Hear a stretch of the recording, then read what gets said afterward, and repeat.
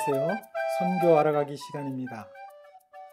만약 누가 인생은 왜 사는가 하고 질문을 한다면 여러분 어떻게 대답하시겠습니까? 그 질문에 한마디로 대답하기가 쉽지 않을 것입니다. 마찬가지로 선교는 왜 하는가 하고 물어본다면 그 역시 쉬운 대답은 아닙니다. 하지만 질문을 바꿔서 해보면 어떨까요? 선교는 왜 이 땅에 존재하는가? 선교는 하나님께서 성경 가운데 나타난 하나님의 목적을 이루기 위해서 존재합니다. 그러니까 선교의 시작은 하나님이시고 선교를 끝마치시는 분도 역시 하나님이십니다.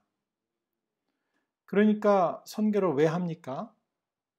단순히 불쌍한 사람들을 돕고 어려운 사람들을, 가난한 사람들을 도와준다고 하는 그런 박애주의나 혹은 선교지의 학교나 병원 또 교회를 세우기 위해서 단순히 그렇게 하기 위해만 하는 것은 아닙니다. 그것은 어디까지나 선교의 일부분입니다. 선교라고 하는 것은 하나님의 목적을 이 세상에 펼치기 위해서 하나님께서 당신의 백성인 교회를 통하여 일하시는 것입니다. 이 하나님의 목적은 창세기부터 요한계시록까지 성경 전체에 나와 있습니다.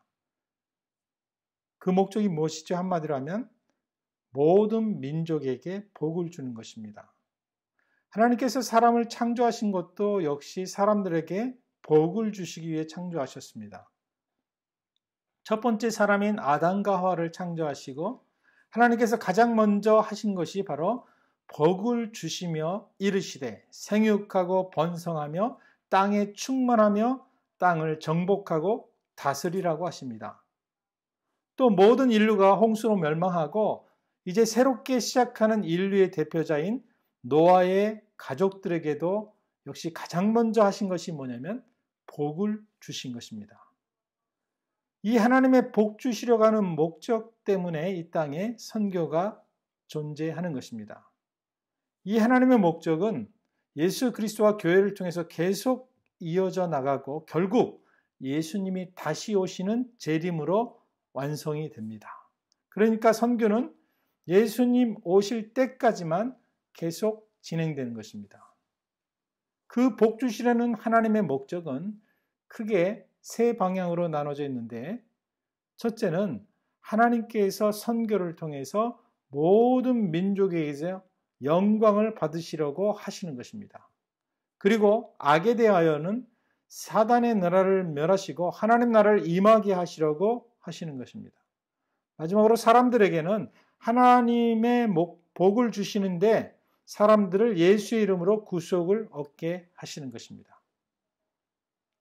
저는 선교사이기 때문에 당연히 선교해야 한다고 말씀하시겠지만 사실 이 하나님의 목적을 이루는 사람이 누가 되어야 되는가? 그것은 선교사만이 아니라 하나님의 부르심을 받은 모든 하나님의 백성들이 이 하나님의 목적을 이루는 사람들이 되어야 됩니다.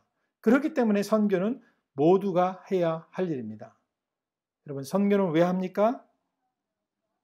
이제 하나님께서 모든 민족을 복 주시기 위해서 선교를 하는 것이다. 이렇게 간단히 대답할 수 있습니다. 저와 여러분이 하나님의 목적을 위해 살아가는 축복된 삶이 되시기를 주의 이름으로 축원합니다.